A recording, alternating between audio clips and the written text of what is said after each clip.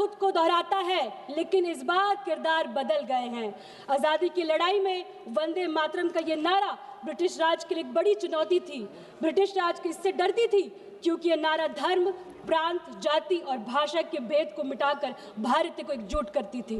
British राज का हथियार था फूट डालो राज करो, मतलब डिवाइड एंड रूल। और आज भी देश में वही होता दिख रहा है अध्यक्ष महोदय। मौजूदा बीजेपी सरकार भी धर्म और जाति के आधार पर देश को बांटकर उसी डिवाइड एंड रूल की राह पर चलती नजर आ रही है अध्यक्ष महोदय। ब्रिटिश राज की तरह अब मौजूदा सरकार भी वंदे मातरम की सच्ची ताकत से शायद डरती है, क्योंकि यह नारा एकता का प्रतीक है। यही वजह है कि इन्होंने एकता को मजबूत करने की बजाय उसी नारों को इस्तेमाल कर देशवासियों को बांटने के लिए कर दिया है।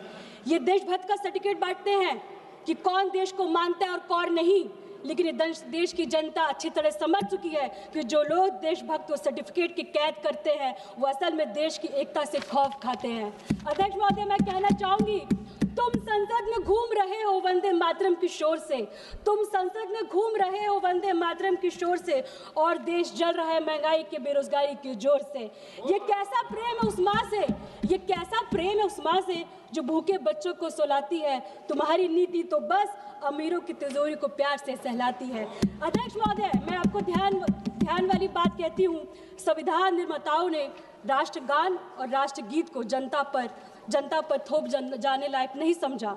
उन्होंने जनगण मन को राष्ट्रगान, वंदे मातरम को राष्ट्रगीत का सम्मान दिया, पर कहीं यह नहीं लिखा कि हर नागरिक को जबरदस्ती गाना होगा। इसका मतलब साफ है, देशभक्ति दिल से होनी चाहिए, दिखावे के लिए नहीं।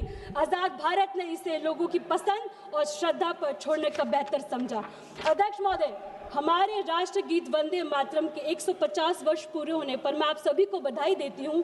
यह हमारे लिए गर्व का विषय है, पर क्या केवल गर्व कर लेना पर्याप्त है? जिस भारत माँ की हम बात करते हैं, उसकी संतानों की आज क्या स्थिति है?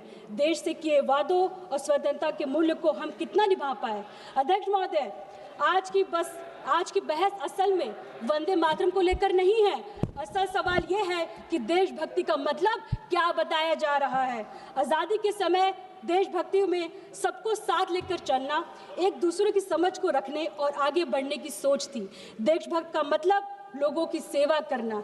आज देशभक्ति का मतलब बना दिया गया है सिर्फ नारे लगाओ, सवाल मत पूछो। अध्यक्ष महोदय, संसद के शीतकाल सत्र की शुरुआत में ही सरकार ने जोर दिया कि पहले दिन वंदे मातरम पर चर्चा हो, इसलिए इन्होंने इस पर राजनीति गरमा दी, वह भी कुछ महीने पहले। क्यों?